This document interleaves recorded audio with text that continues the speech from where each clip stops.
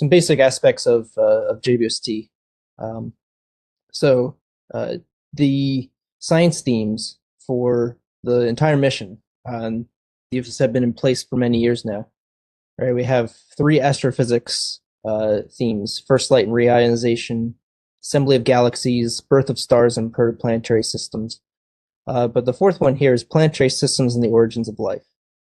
Solar system observations definitely fit in this category, and it's one of the 4 main science themes for JWST for the lifetime of the mission.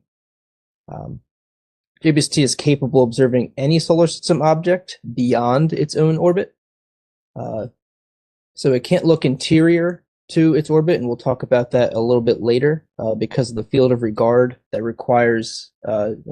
is required to maintain thermal stability. And there are a few viable observing modes.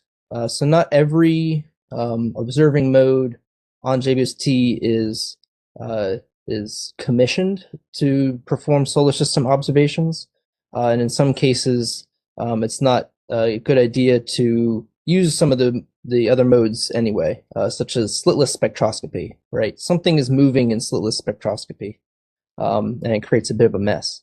But the modes that can be used and have been used successfully in the past are imaging, both with NIRCam and MIRI, imaging time series, as has been done with NIRCam for occultations, stellar occultations. We have slit spectroscopy, IFU spectroscopy, and there have even been some, early on there were some observations using the aperture masking interferometer on the NIRS instrument to observe Io. So these are the different modes that are available. So now I want to talk a little bit about some of the highlights of the mission so far for solar system science.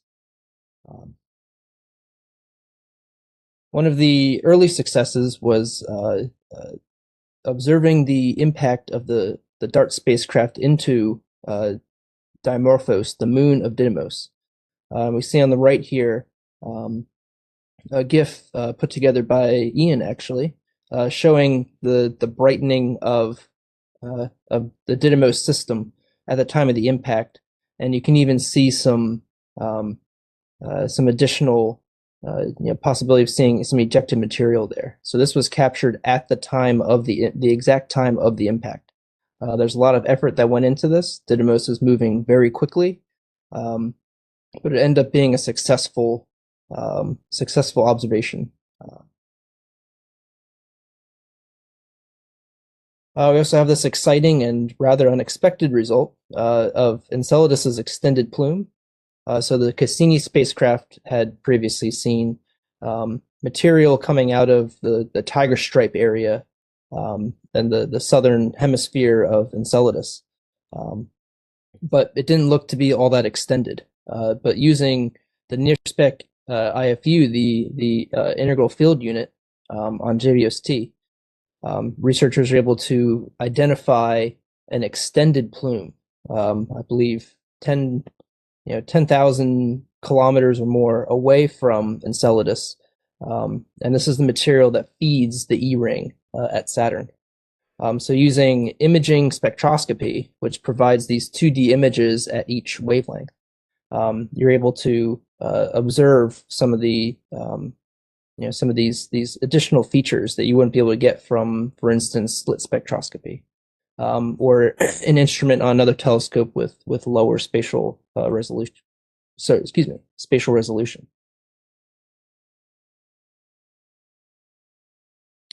A more recent result is outgassing from the Centaur 29P. I'm not going to say the full name; it's a mouthful. But you have multiple different jets coming out of this very active target. And using JWST, again, the integral field unit, getting some spatial information as well as spectral information, researchers were able to determine the direction of these emissions as well as the composition of each of these plumes. So this is certainly an exciting result, and something that can certainly be done for other other centaurs, comets in the future. There were many observations performed of Titan early on in the mission. These are part of a guaranteed time observation program. And you're able to observe using, I believe, every single NIRCam filter was used for these observations of Titan. And by looking at different wavelengths, right, you can peer through the clouds. So in some cases, you can see the surface. Other times, you see the clouds or atmospheric haze or extended bits of the atmosphere. So kind of doing spectrophotometry in a way to study structure in Titan's atmosphere, and you can see structure on the surface as well, right? So these are obviously false color images, but the combination of multiple filters, right, allows you to piece together some of this more detailed structure. And the spatial resolution of NIRCam is 31 milliarc seconds in the shortwave channel. So this can provide a lot of detail on larger objects like Titan or Europa or Ganymede, and especially the giant planets in Mars. So something to keep in mind as well. We also have this exciting result of a stellar occultation by its Cheroklo's rings. So this is another guaranteed time observation program, and the goal was to observe an occultation by Cheroklo. The predictions were made, refined over time, and then a target of opportunity was activated. But in the time between the target of opportunity being activated and the observation happening, JWST did a station keeping maneuver that moved just far enough that the star didn't pass right behind Cheroklo, but it still captured its rings. The final predictions, though, were very close to the reality for the occultation, though, which was very promising. And there's some exciting results to come out of this based on the composition of the rings and the fact that they're not seen in both filters that were used with NIRCam. And finally here, wanted to show some exciting D to H ratio work, and the idea that Eris and Makemake, two of the dwarf planets in the outer solar system, could be ocean worlds. So with the extended wavelength range of JWST and the high spectral resolution, right, we can obtain spectra out to regions that we haven't been able to before, and able to look at CH3D, for instance, which is the singly deuterated version of methane.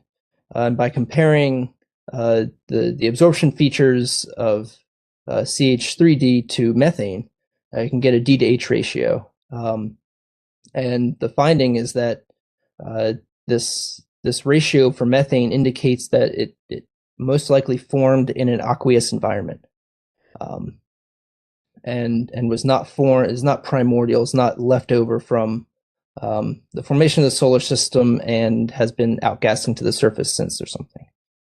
So this is a very exciting result, and something that can be done for many other objects as well, such as Pluto, Triton, other volatile-rich objects, comets, for instance. So it's very exciting results so far, and this is just a snapshot. These last few highlights that I've shown. There are many more exciting results to come, even in data that currently exist, and in programs that hopefully you will submit and have accepted as well. So hopefully we'll be showing some of those in a future session, highlighting some of the cool stuff that we can do with JWST. Switching gears a little bit to talk about basically some of the operations of JWST, how things are a little different for solar system observations compared to fixed target observations.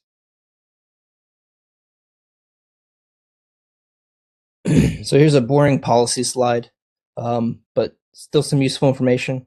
In terms of policies, right, capital P policies, there are no differences for moving targets compared to fixed targets for duplications or targets of opportunity. So there's still this 14-day delineation between disruptive and non-disruptive targets of opportunity. And that isn't any different for solar system observations. The field of regard is also the same for any object. It's just a matter of where that object is on the sky to determine how long during the year it can be observed, right? But same behavior for moving and fixed targets. There are some additional overheads for setting up moving target tracking in particular. So there's an additional minute and a half for initiating moving target tracking. So this is at the beginning of an observation for a target. And then each time there's a dither performed, there's an additional 30-second overhead. So if you have 4 dithers, you'll end up with an extra 180 seconds, right? So another 3 minutes of added time for a solar system observation. It doesn't come out to a whole lot, right? Unless you have a lot of observations in your program, obviously. But the overhead in terms of the other overheads, such as the slew overhead, are pretty small. Speaking of the slew overhead, that's the same for moving targets as well as fixed targets. It's set at 35 minutes presently. And you'll get hit with a 1-hour overhead if you want to specify a window for your observation that is less than an hour. This is the time critical overhead, and the idea here is to discourage that kind of tight scheduling window, right? Unless it's absolutely necessary. So for instance, observing stellar occultation needs to occur at a particular time. So you have to specify a window that's very small. There's some additional limitations for moving targets in the sense that the field of regard does not allow observations interior to JWST's orbit, right? So for a fixed target, at some point in the year, you're going to, as JWST moves around the sun with the Earth, it's going to be able to observe any object outside the solar system at some point in the year, right? Maybe not all times, but at least for about 100 days. This is never true for the Earth, the Moon, Venus, Mercury, the Sun, right, moving inward, or any near-Earth objects or asteroids that are within the Earth's orbit at all times. These objects cannot be observed. The thermal stability of the telescope requires observing in a field of regard that is symmetric about opposition. So you also can't observe moving targets at opposition, right, when they're brightest. You have to observe more at quadrature. And there is a track rate speed limit in quotes, that's a way to think about it. Coming into commissioning, that speed limit was 30 milliarc seconds per second, which translates to roughly the maximum apparent rate of motion of Mars. But during commissioning, we did some additional tests. We were able to push the speed limit itself up to 75 milliarc seconds per second. As I mentioned before, the Didymos observation actually occurred when Didymos was moving at 115 milliarc seconds per second, or thereabouts. So we can push it farther, and the telescope is able to operate tracking at those speeds. The problem is that the observations become extremely inefficient due to the short amount of time it takes for a guide star to move across the FGS. So those Didymos observations were actually only a few minutes in length, and there had to be a bunch of them right, basically stacked next to each other in order to get the whole event. So you can push it beyond 75 milliarc seconds per second, but it's going to require special permission and will only be done for very special cases. For instance, I could imagine something like a interstellar object, right? Could be one possible target that would be approved for this, for exceeding the speed limit. Just one thought there. Okay. So I've mentioned this before a lot. Perhaps some of you have seen it before or heard about this. This is the JWST field of regard, right? So the field of view for an instrument is the area on the sky that you can observe with that instrument at a particular time. But the field of regard is where the telescope can point at any given time of the year. So this corresponds to solar elongation angles of between 85 degrees and 135 degrees. So as I said, we cannot observe at opposition. So solar elongation angles of 180 degrees are off limits, and within 45 degrees of that, as you can see here.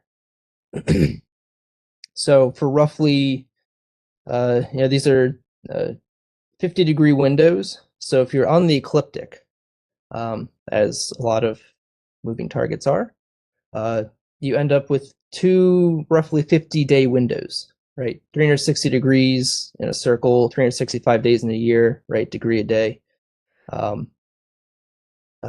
You can observe for two different 50-day windows for a total of about 100 days a year for particular targets, right? And you end up with a 3-month gap between the leading and trailing fields of regard, and then another 6-month gap on the back side of it.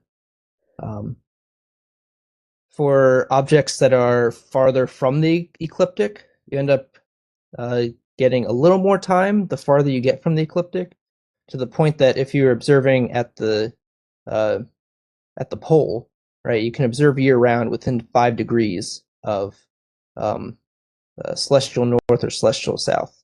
Now, it's less useful for our targets unless you're looking at, I don't know, a very well-placed high-inclination centaur or comet or interstellar object or something. So for the most part, we're limited to 100 days a year for each of our targets.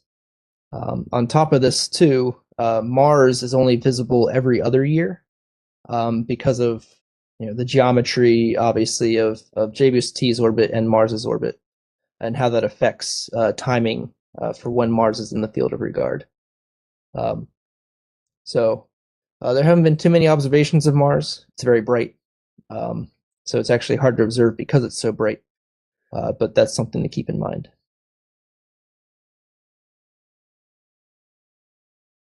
All right. So how does this tracking actually work? The first step here is to identify a guide star in the FGS. So that's the fine guidance sensor. And there are two fields of view for the FGS. And guide stars can be identified in either one. So when a guide star is identified, it's then placed in a desired position. And then the telescope slews to the ambush point. And it lies in wait for the target to get to the start point in its ephemeris. So the guiding occurs in a small 32 by 32 pixel track box, and that moves across the FGS, following essentially the track of the target on the sky, or I guess the opposite of that, to keep the object in the requested field of view. So you can read more about this at the Moving Target and Acquisition and Tracking page on JDocs. But the process works very well. We've used it, as I said, for Didymos. So everything from Didymos down to slow-moving trans-Neptunian objects. The failure rates are no higher for moving targets compared to fixed targets in terms of acquiring a guide star. Those are some of those common issues for observations failing. is failure to acquire a guide star or acquiring the wrong guide star. It's a few percent of the time this will happen. And all you have to do is ask for additional time from the TTRB to redo the observation. But nothing particularly scary about the tracking process. Just want to make that point. Speaking of JDocs, this is the JWST documentation. I have links here, but you can always just search for JWST documentation. You'll likely get the homepage or something showing up in your search first. Yeah, so we have a suite of pages for solar system observations, moving target observations. On the left-hand side, so I don't have it in the picture here, but there is a proposal preparation category, and under that is methods and roadmaps. And under that is moving target observations, and that's broken into a few further subsections based on proposal planning or operations, things like that. So we have a lot of information in there, things that I'll be discussing today, and other things as well. And you're here probably because you're interested in Cycle 4. The Cycle 4 information is right at the top of the navigation tree on the left side there. It provides a link to all of the pages related to Cycle 4, and there are quite a lot of them. Some useful information to look at.